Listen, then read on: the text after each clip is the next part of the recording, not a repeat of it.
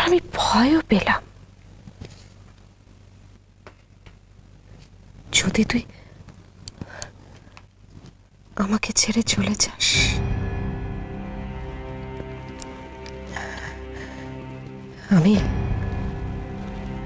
আমি সেই জন্যই ঠিক করলাম যে ঝিলিকের সঙ্গে তোর আমি বিয়ে দেব।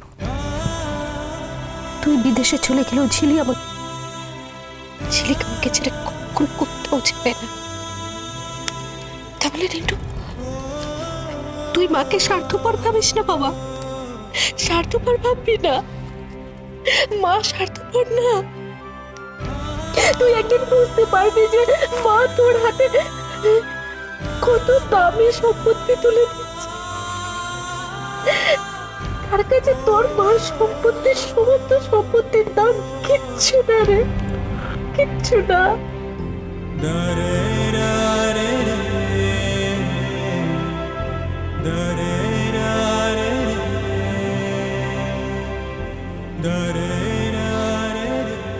আমি বুঝেছি মা, আমি ঝিলিকের দাম বুঝেছি,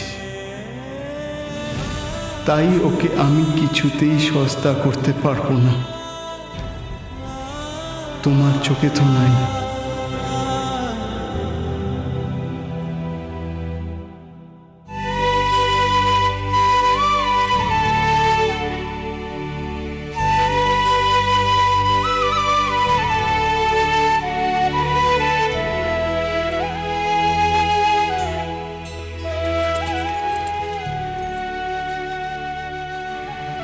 মা,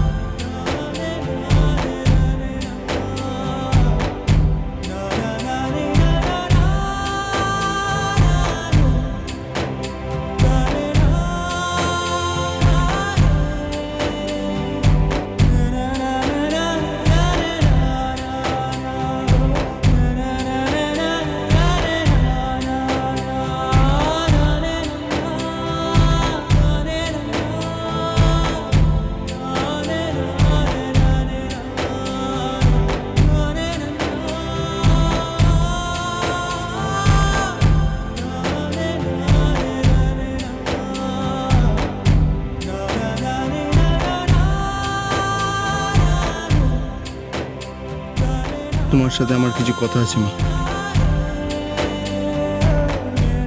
আমি শুনতে চাই না।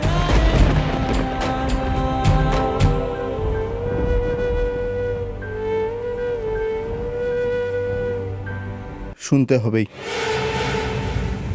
আমার আর কিছু শোনার দরকার নেই রিন্টু। কিন্তু আমার যে অনেক কিছু বলার দরকার আছে।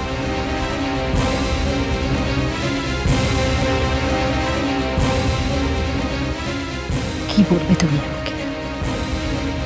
আমায় মিথ্যে বলেছ তো? কেন বলেছি জানতে চাও না?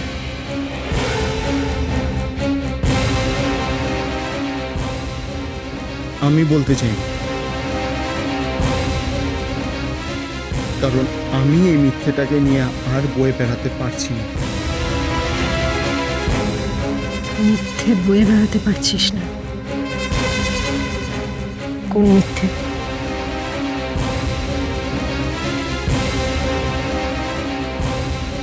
আমার বিয়ে নিয়ে আমি এতদিন একটা মিথ্যে কথা বলে এসেছিলাম।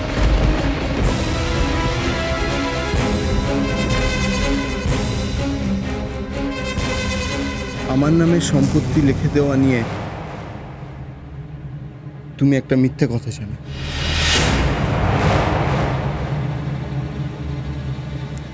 কি মিথ্যে? একটু গুছিয়ে বলি।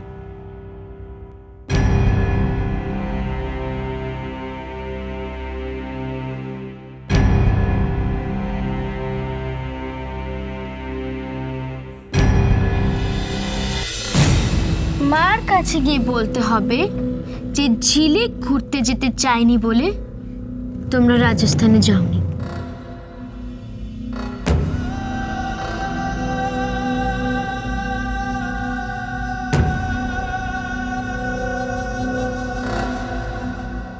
মা, ঝিলিক কেন রাজস্থানে যায়নি জানো? কেন? কারণ আমি যেতে চাইনি।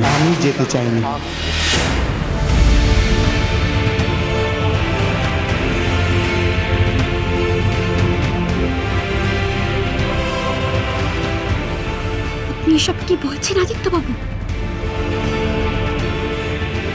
একটাও কথা বলবে না ঝিলিক।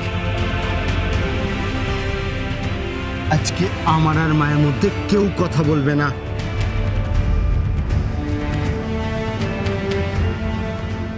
আজকে আমি মাকে সত্যিটা বলবোই।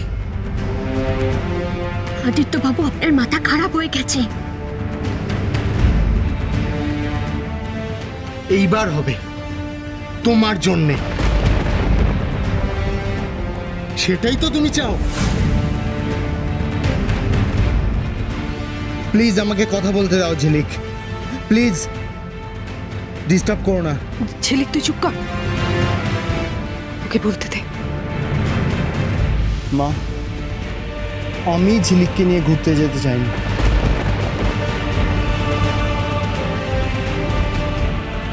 তাই আমি বাড়ি থেকে বেরিয়ে ওকে বলেছিলাম যে তুমি তোমার রাস্তা খুঁজে নাও। এই কথা বলে আমি হোটেলে চলে গিয়েছিলাম। ও যদি কোনো দোষ করে থাকে তাহলে এইটাই যে ও তোমার কাছে না এসে মুখার্জি বাড়ি গেছে, ব্যাস।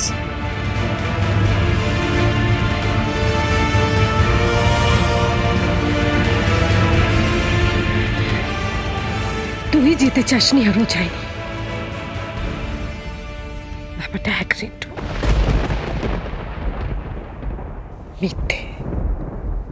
আমার কাছে ওটা মিথ্যেই হলো। ঝিলিক আমাকে সত্যিটা জানায়নি। তুমি কি করে ভাবলে মা যে আমি ঝিলিককে মিথ্যে কথা বলতে বলবো আর ও তোমাকে মিথ্যে বলবে না? ঝিলিক আমাকে মিথ্যে বলে না, তাই। রাইট মা, রাইট, একদম ঠিক। আমি ওকে মাথার দিব্যি দিয়েছিলাম মা।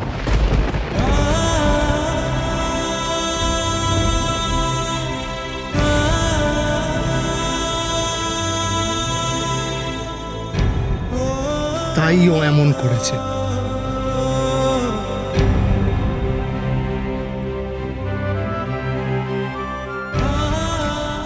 এতদিনে আমি তো বাঙালিদের এই কালচারটা অ্যাটলিস্ট বুঝতে পেরেছি।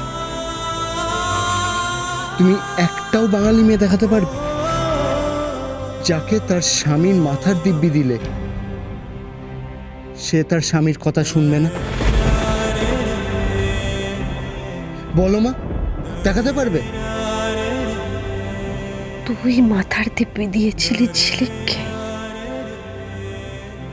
হ্যাঁ মা। কেন এরকম করলি রিটু? কেন?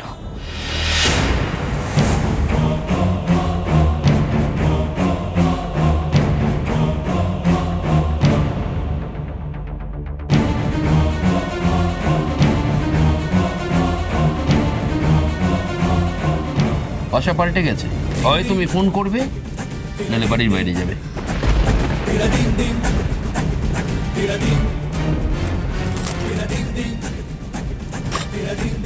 শোনো, পাবলিককে বাড়িতে ফিরে আসতে বলবে, তার বেশি একটাও কথা না।